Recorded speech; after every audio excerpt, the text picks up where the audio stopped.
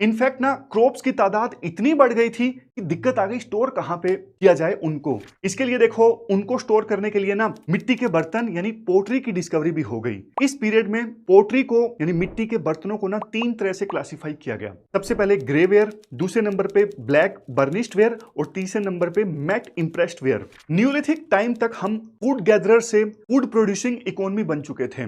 मतलब पहले शिकार करते थे, अब हमारा ज्यादा फोकस हो गया एग्रीकल्चर पर। और इंसान ना इस पीरियड में केव से बाहर निकलकर मिट्टी के घरों में रहने लगा। इसके बाद अब हम बात करेंगे चाल्कोलिथिक या मेटल एज की, जिसका टाइम पीरियड 3500 बीसी से लेके 1000 बीसी तक माना गया है। चाल्कोलिथिक या स्टोन कोपर एज को भारत का पहला मेटल एज कंसीडर किया जाता है। इनफैक्ट देखो हड़प्पा कल्चर को चाल्कोलिथिक कल्चर का ही पार्ट माना जाता है। वैसे देखो इस पीरियड में स्टोन और कॉपर का यूजेस तो दिखता ही है, लेकिन कुछ साइट्स जैसे पयमपल्ली पे ब्रोंज का यूजेस भी देखा जा सकता है।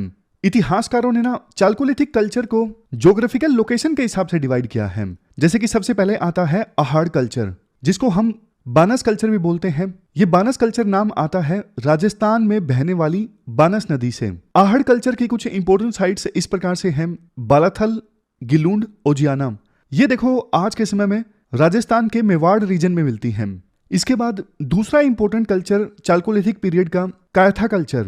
ये देखो मध्य प्रदेश में डेवलप हुआ कायथा कल्चर, जिसका नाम पड़ा उज्जैन में मिले कायथा साइट के आधार पर। हर कल्चर की तरह यहाँ पर भी हमें खेती और पशुपालन के अवशेष मिले, पर यहाँ की इंटरेस्टिंग बात यह है कि यहाँ हमें मिलता है हॉर्स रिमेन्स यानी घोड़े के अवशेष। देखो अभी ये बताना मुश्किल है कि ये हॉर्स यानी घोड़ा आया कहाँ से था, बट इस डिस्कवरी ने ना रिसर्च के लिए बहुत सारे दरवाजे खोल दिए। ऐसा माना जाता है कि इस कल्चर का अंत हुआ अर्थक्वेक यानी भूकंप से।